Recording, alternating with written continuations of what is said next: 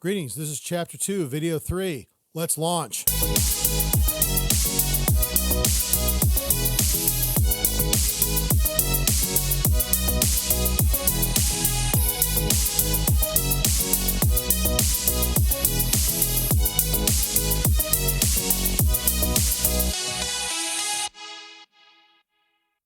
Okay, so for the learning objectives for this video, we're going to do perform the basic steps in tax research and discuss tax research project due in class.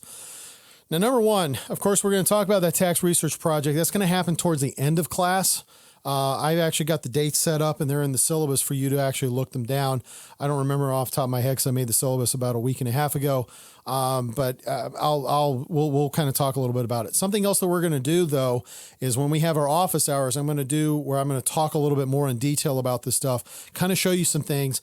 There's a lot of stuff that I wish I could show you guys, but unfortunately I don't have the ability to do that here. And so, so unfortunately what we're going to have to do is we have to make do with what we've got.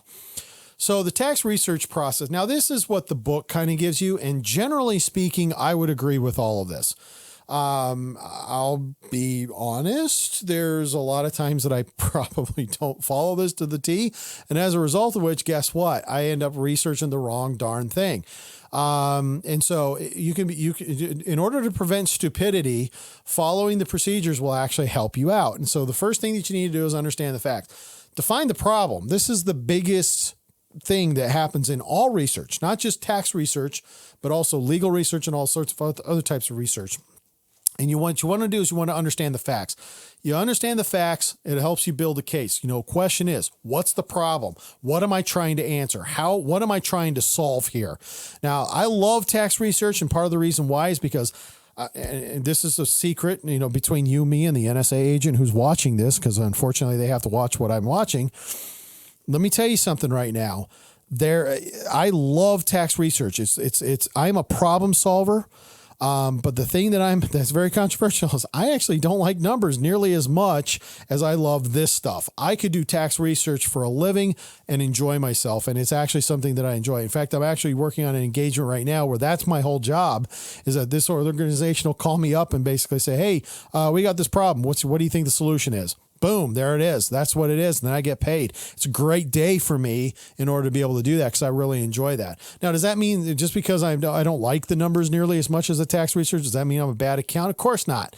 I'm phenomenally good at taxes. I enjoy the problem solving aspect of it a lot more, which is probably one of the reasons why I'm still stuck around doing here. Then you need to identify the issues.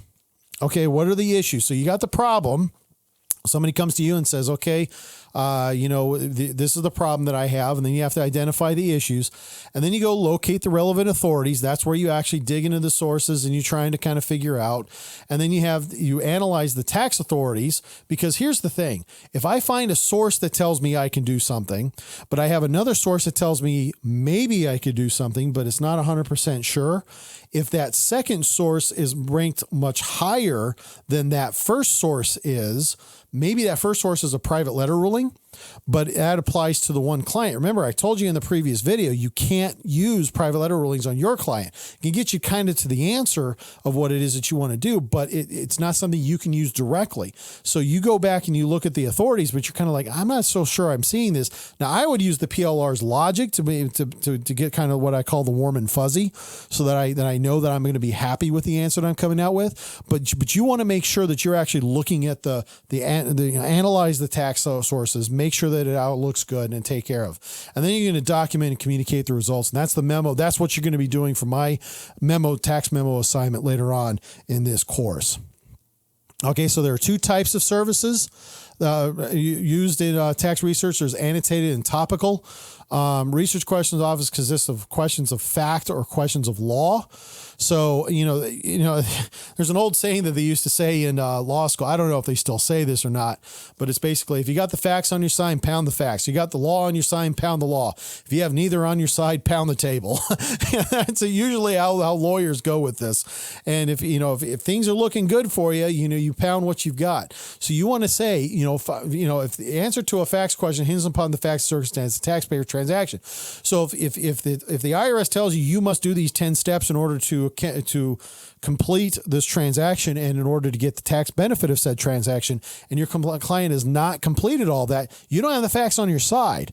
Ergo, you need to go back and say, is there something that we can do in order to complete this? Is it redeemable? And if it's not, then you got to tell the client, sorry, you're stuck like Chuck and you're up a creek without a paddle. Okay, so you got to be able to do that. The second thing is that, the answer to the question law hinges upon the interpretation of the law and using such as interpreting a particular phrase in a code section. I can't tell you the number of times that I've looked at a code section and gone, this could go 6 ways to the wind. Yeah, I like the way it sounds. I could use that to do what I want to do, but you need somebody else taking a look at that and saying, do you agree with this? Because they come back to you and say, no, you're crazy. You shouldn't be using that. It's too aggressive. Or they may come back to you and say, yeah, it does make sense. I've actually done this before. I've had several times where I've said, I want to take a tax position on somebody's tax return. The IRS hasn't told me I can do it, but I went to a tax lawyer and I said, look, this is why I want to do this. This is how my interpretation is. This is my interpretation of Code 162, which was the source that we were using at the time. Can I do this? And he looked back at me and said, yeah, I think you can. I think it's a very relevant thing. I said, do you think it's aggressive? No. I think, the question of the day is, can you look a judge straight in the eye and basically say, yes, I think we can do this? And he says, with these facts and circumstances that you've given me and these code sections, I think you could do very well in front of a judge with this. And so I go ahead and I use that resource. It's always nice to have a couple lawyers as friends that can actually do this for you. So when researcher identifies that the different authorities have conflicting views, she should evaluate the hierarchy, justification, and age of the authorities. Okay, so that's like what I was talking to you about in my example before, where you had the PLR and then you had this other citation.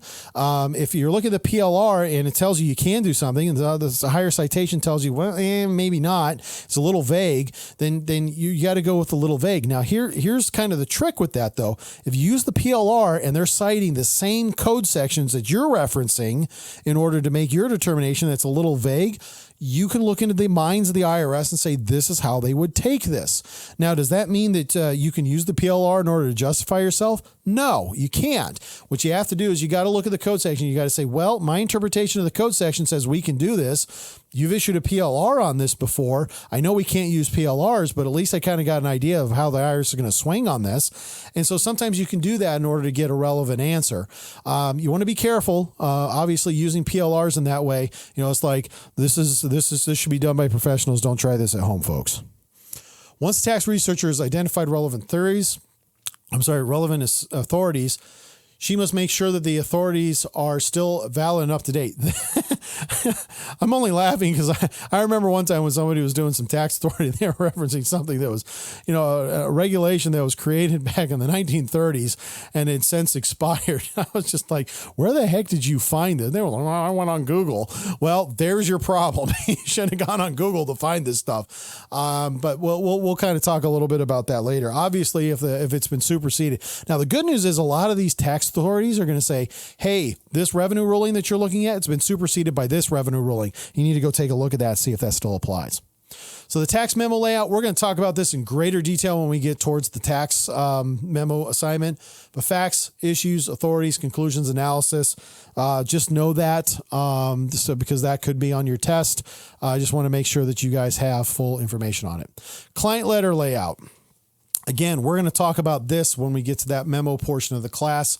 It's very interesting. The reason why I think this is fascinating is I remember when I lived in Japan and I used to write letters, professional letters, and the way that the Japanese start off their letters is very different. Even business letters, they'll say, and say it's March, they're kind of like, the weather is changing from cold to warm and, spring is finally here. And I'm just sitting here going, why was this in a business letter? But that's just the way they do things. And so sometimes you got to make sure your social graces are appropriate to the culture that you're writing to. If you're writing to a Japanese client, doesn't hurt to actually do that. But if you're writing to an American client, talking about how the seasons are changing and the temperatures are getting better is probably not a good way to start on that. You want to make sure that you're matching your letter to your culture that you're actually going to be writing towards. Research question and limitations. Then you have your facts, analysis, and closing. And like I said, we'll talk about this in greater detail. All right, folks, that's all I got to say about this class about tax research. I want to say thank you very much for watching the video and looking forward to seeing you at the next class.